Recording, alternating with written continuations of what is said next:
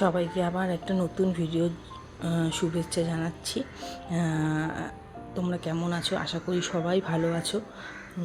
সেদিনকে তোমরা যে ভিডিওটা দেখছিলে লাস্ট অবধি যারা দেখেছো, আমি বলেছিলাম আবার ভিডিওটা তোমাদের পুরো ভিডিওটা দেব। তা আমরা ওই চুঁচুড়ায় নেমে অবধি আমি ওই ভিডিওটা দিয়েছিলাম। তা ওই ভিডিওটা আর দেওয়া হয়নি তোমাদেরকে। তা এই ভিডিওতে চুঁচুড়া থেকে আমরা অটোতে, তোমরা দেখতেই পেলে আমরা অটো করে চলে এসেছি চন্দননগরে। আর এই চন্দননগরের জগদ্ধাত্রী দর্শন করতে দেখো মায়ের মুখগুলো এত সুন্দর, আমি তো কখনো আসিনি, এই প্রথম আমি চন্দননগরে এসেছি। আমার তো ভীষণ ভালো লাগছে।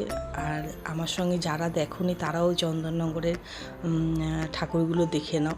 আর প্রত্যেকটা ঠাকুর না রাস্তার উপরে, মানে হাঁটতে হাঁটতেই আমরা ঠাকুরগুলো দেখতে পাচ্ছি। আমাদেরকে খুব ভেতরে ভেতরে যেতে হচ্ছে না। তবে যে দাদা গেছিলো উনি রাস্তা চেনেন, উনি আগেও এসছেন। আর সেদিনকে বলছিলাম কেন এত কষ্ট হয়েছে, এত রোদ, মানে তুলনার বাইরে যে কী রোদ সেদিনকে পড়েছে। আর দেখো এই প্যান্ডেলটা পুরো পুতুল দিয়ে প্যান্ডেলটাকে মানে সাজিয়েছে বাইরেটা, আবার পুতুলের ওখানে দিয়েও দিয়েছে। যাই হোক, এইগুলো নতুনত্ব আমার কাছে ভীষণভাবে। আর আশা করি তোমরাও এই ভিডিওটা দেখলে তোমাদেরও ভালো লাগবে। যাই হোক, এখানে প্রচণ্ড রোদ ছিল। আর কেন বলেছিলাম যে আমার সঙ্গে আরও 4টে ঘটনা ঘটেছে। প্রথমত আমি লঞ্চে উঠেছি, লঞ্চে করে আমি চুঁচুড়ায় এসে আমি চন্দননগরটা সেকেন্ড আমি ঠাকুর চন্দননগরে দেখতে পেয়েছি। তোমরা আগেও দেখতে পারবে যে কেন তোমাদেরকে বারবার করেই আমি বলছিলাম। আর তার মাঝখানে একটা কথা বলে রাখি, মোটামুটি আগের ভিডিওগুলোতে জানি না তোমরা কতটা ভিডিও দেখেছো, যতজনই দেখেছো কমেন্ট একটাও পাইনি। খুব আশায় ছিলাম যে ভিডিওটা তোমাদের জন্য কষ্ট করে তুলেও তোমরা হয়তো কোনো কমেন্ট করবে, কোনো কমেন্ট করনি। যাই হোক, দিতে থাকি, দেখি তোমরা কবে কমেন্ট করো আমাকে। আর তোমাদের কমেন্টের আশায় আমি থাকলাম। গলার অবস্থা খুব খারাপ, কারণ তোমাদের ভিডিও একটা শর্টে ছেড়েছি, আমার কার্তিক পূজা ঋতু পুজো ছিল। সকালে উঠে তোমাদেরকে ভিডিওটা পরের দিন দিচ্ছি। ওখানকার কাজ এত সুন্দর, প্রত্যেকটা এত ভালো মানে লেগেছে। আমি ভাবলাম যে না, তোমাদের সঙ্গেও এটা শেয়ার করা। আমি সব কিছু তোমাদের সঙ্গে শেয়ার করতে পারি না, ঠিক কথাই। যেটুকানি পারি আমি তোমাদের সঙ্গে শেয়ার করি। আমি চাই তোমরাও কিছু জানতে চাও, সেটাও আমি তোমাদের সঙ্গে শেয়ার করি, কিন্তু তোমরা তো কমেন্ট করো না। ভিডিওটা ভালো লাগলে অবশ্যই লাইক করো, শেয়ার করো, কমেন্ট করো। আমি জানিও তোমাদের চন্দননগরের প্যান্ডেলগুলো কীরকম লাগলো। ভিডিওটা অনেকটা বড় হয়ে গেছে, বারবার করে তো ভাগ ভাগ করে ভিডিওটা দিতে পারছি না, সেই জন্যই তোমাদেরকে এরকমভাবে ভিডিওটা দিচ্ছি। একবারই তোমাদেরকে ভিডিওটা দিলাম। এই আস্তে আস্তে সবাই মিলে চন্দননগরের পুজোগুলো দেখছিলাম, ভীষণ ভালো লাগছিল। আর এত রাস্তায় ঘুরছিলাম, যে বৌদি আমাদের সাথে গেছিলেন উনি বলছেন যে আর রাস্তায় ঘুরতে পারছি না, চলো থিয়েটার দেখতে যাই। তা যেই বলেছে থিয়েটার দেখতে যাই, একই দিনে সমস্ত ঘটনা আমার সঙ্গে ঘটে থাকছে, ওই জন্যই আমি দিনটাকে স্পেশাল বলেছি। এই যে ঠাকুরটা দেখছি, এর পিছন দিক দিয়ে হেঁটে আমরা অনেকটাই রাস্তা আছে, চলে যাই থিয়েটারের ওখানে। তা প্রথমে একটা যাই হলে, ওখানে যেহেতু চন্দননগরে পুজো হচ্ছে, 2 দিন বন্ধ থাকবে, সেহেতু ওই হলটা বন্ধ। তা আরেকটা হলে মোটামুটি এই চন্দননগরে এইখান দিয়েই আমরা হেঁটে যাচ্ছিলাম, এই আমরা হলে পৌঁছালাম। সব থেকে মজার ব্যাপার জানো, যেহেতু এতটা হেঁটে এতটা ক্লান্ত, অনেক সকালে বেরিয়েছি, তাই যাই হোক না কেন দেখি, তাই এখানে কি ওই অক্ষয় সে ভুলভুলিয়া 3 দেখেছিলাম। সব থেকে মজার ব্যাপার কী জানো তো, এখানে আমরা হলের মধ্যে আমরা 7 জন, আর ফ্যামিলি মনে হয় 8 জনের মতো ছিল। পুরো হলটা পুরো ফাঁকা ছিল, হলটাতে আমরা কেউ ছিল না। তারপরে প্রচণ্ড খিদে লেগে গেছিলো বাচ্চাগুলো, ওখান থেকে বেরিয়ে আমরা আসলাম ভূতের রাজা দিলবর। আমি কখনো আসিনি আগে, এই প্রথম আমার আসা। আমার খুব আনন্দ হচ্ছে ভূতের রাজা দিলবরে। এখানে এত সুন্দর বাঙালিয়ানা, যারা যারা আসেনি সবাইকে বলবো একবার এই আমাদের কলকাতায় হোক যেখানেই হোক ভূতের রাজা দিলবরে তোমরা এসো, ভালো লাগবে। সবাই খাওয়ার জন্য ওয়েট করছি, কারণ প্রচণ্ড এখানে ভিড় হয়ে রয়েছে। আর মানে কি বলবো, সবাই তাকিয়ে রয়েছে কখনো খাবারটা আসবে। তাই দাদা বললো ঠিক আছে আমি জায়গাটা ভিডিওটা, কারণ হোটেলটা এতটাই সুন্দর যে না ভিডিওটা করলে হয়তো মানে বোঝা যায় না, এত সুন্দর সুন্দর। আর গানগুলো দিচ্ছিল সেই আগের, এই গানগুলো আর হয়তো এখন আর হবে না। যাই হোক, এবার আস্তে আস্তে খাবারের দিকে দুবার এসছিল কিন্তু খাওয়ার অর্ডার নেয়নি, খাওয়ার অর্ডার নিয়েছে। খাবারের মধ্যে সেরকম কিছুই বলিনি, খুব সিম্পলের মধ্যে খাবার রেখেছিলাম। ওখানে ওই চিকেনকে কাঁচা লঙ্কা দিয়ে একটা বলেছিল, ওটা করেছিল। প্লেন চিকেন নিয়েছিলাম 2-3টে। আর দেখো খাবার দেওয়ার আগে ওরা একটা কথা বলে, হাতে হাতে দাও তালি, হাতে হাতে দাও তালি, তবে আসবে ভূতের তালি।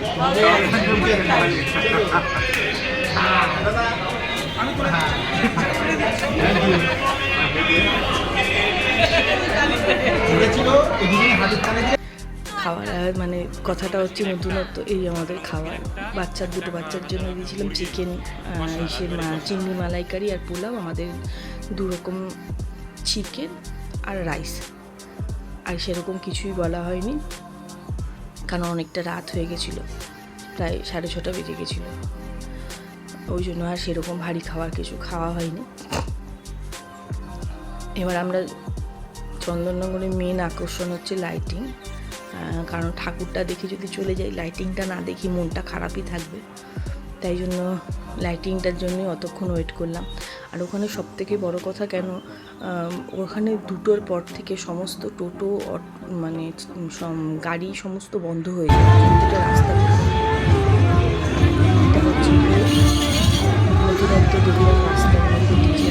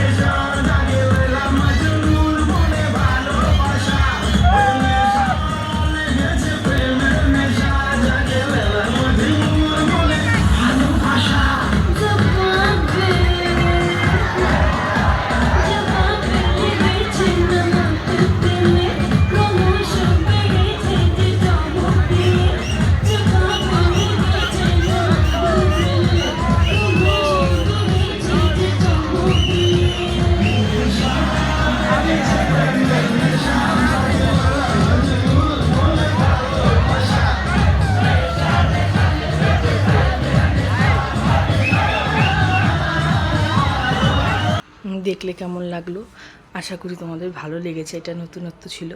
তা সামনে একটা প্যান্ডেল ছিল, কিন্তু রাস্তা এতটাই মানে মানে ওরা সবাই নাচানাচি করছিল, আমরাও একটু নেচে নিয়েছিলাম।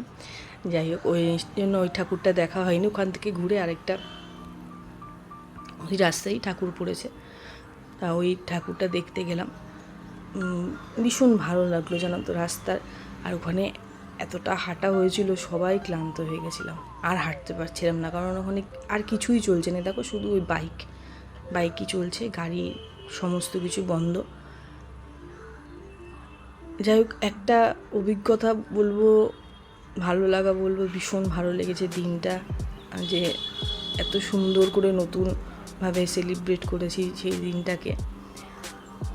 তাই তোমরা বারবার করে বলছি ভিডিওটা দেখো, আর ভিডিওটা ভালো লাগলে প্লিজ কমেন্ট করে জানিও, লাইক করো, শেয়ার করো।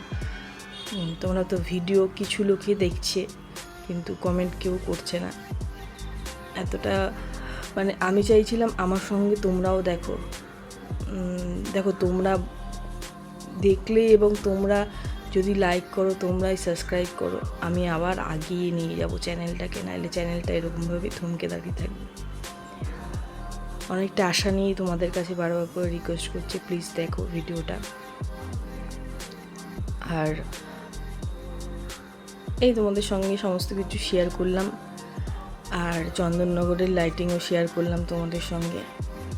আমার দেখা প্রথম চন্দননগর। তারপরে এইবার হচ্ছে কি চন্দননগরে ফেরিঘাট, কারণ আমার মেয়ে বায়না করেছিল হচ্ছে কি চন্দননগর থেকে আমরা আবার নৈহাটিতে বড় মার একটা বড় ফটো নেবে। তাই আমাদের দাদা বলেছিল এখানেই চুঁচুড়ায় দিক থেকে যে চুঁচুড়ায় যে ট্রেনটা রয়েছে ওখান থেকে আমরা ট্রেনে ধরে চলে যাব। ও কান্নাকাটি করছে যে না, আমরা আবার ঠিক করলাম যে লঞ্চে করে আবার আমরা নৈহাটি যাব, নৈহাটি থেকে আমরা বড় মার ফটোটা নিয়ে যাব। তখন বাজে ওই মিনিমাম 7:30 পৌনে 8টা বাজে। আমরা 8:30টার মধ্যে চন্দননগরে এই নৈহাটিতে পৌঁছে যাব, এটাই ভেবেছি। যাই হোক, সেই উদ্দেশ্যেই যাওয়া হচ্ছে ফেরিঘাটটাকে দেখার জন্য। তার সামনে সামনে যে সমস্ত ঠাকুর পড়ছে সেগুলোকে দেখে নেওয়া হচ্ছে। তোমরা মানে হয়তো আমি আর মানে এতটাই ক্লান্ত ছিলাম, আর সবাই এতটাই টেনশানে ছিল, কেননা বারবার ওই ভিডিওতে বলেছিলাম আমার শাশুড়ি ননদের বাড়িতে গেছিলো এবং রবিবার দিন সকালবেলায় এসছে, উনি রাত্রিবেলা বাড়িতে একা থাকবে, না হলে হয়তো কোনো অসুবিধা হতো না। কী যে ফেরিঘাটে যে কী বিভৎস লাইন, সেই লাইন না দেখলে তোমরা বিশ্বাস করবে না। আর আরেকটা কী বলো তো, আরেকটা কথা ভুলে যাচ্ছি, এর মধ্যেই বলছি। আমরা যে নবমীতে গেছিলাম, দশমীতে ওখানে ভাসান হচ্ছিল, ওখানে গাড়িগুলো যে কালীতে মা যাবে, এত সুন্দর বড় বড় লাইটিং করেছে। অর্ধেক লাইটিং হয়তো তোমরা গাড়িতে দেখতে মানে সাজানো দেখতে পারবে। এই দেখো গাড়িটার সামনেটা এরকম লাইটিং করেছে, এত অপূর্ব লাগছে। তখন মনে হচ্ছিল না, আমরা যদি দশমীর দিনকে আসতাম মনে হয় আরও বেশি ভালো হতো। তা আমি বলছিলাম যে একদিনকে দশমীর দিন আসলে, বলছি দশমীর দিন পা রাখা যাবে না। এত দেখো মানে গাড়িগুলো এত সুন্দর সুন্দর সাজিয়ে, সামনে দেখো একটা গাড়ি রয়েছে প্রজাপতি দেওয়া, এটাও একটা গাড়ি সাজিয়েছে। এই গাড়িগুলো দেখছিলাম আর ভাবছিলাম যে নিয়ে যাচ্ছে মা, কারণ আমাদের কলকাতার দিকে তো এরকমভাবে গাড়িটারি সাজানো হয় না। চন্দননগরের লাইটিং বিখ্যাত। ফেরিঘাট আর খুঁজে পাওয়া যায়নি, রাস্তায় দাঁড়িয়ে একটু চা খাচ্ছিলাম। এতটাই ক্লান্ত হয়ে গেছি আর আমি ভিডিও করতে পারিনি। দেখো গাড়িগুলো এত সুন্দর অপূর্ব সাজানো, প্রত্যেক কটা গাড়িকে সাজিয়ে রেখেছে। কিছু গাড়িতে লাইট জ্বালিয়েছে আর কিছু গাড়িতে লাইট জ্বালায়নি। এই গাড়িগুলো করে মা ভাসান হবে। মানে আমার এইগুলোই চোখে দেখা সেরা। আর বাচ্চাগুলো এখানে বেলুন ফেলুন ফাটাচ্ছিল, এইসব রাস্তায় যেতে যেতে পড়ছিল। একটা রাস্তায় 4বার করে ঘুরেছি, রাস্তা চিনতে পারছি না আর কোন দিকে ফেরিঘাট হবে, অনেক কষ্ট করে। ফেরিঘাটের আমরা গেলাম হচ্ছে গিয়ে রানীঘাটের ওখান থেকে লঞ্চ ধরে আমরা গেলাম কোথায় একটা বললো, একটা জায়গাটা মাথায় নেই। ওখান থেকে অটো ধরে আসলাম শ্যামনগর থেকে আবার ট্রেনে করে আসলাম দমদম।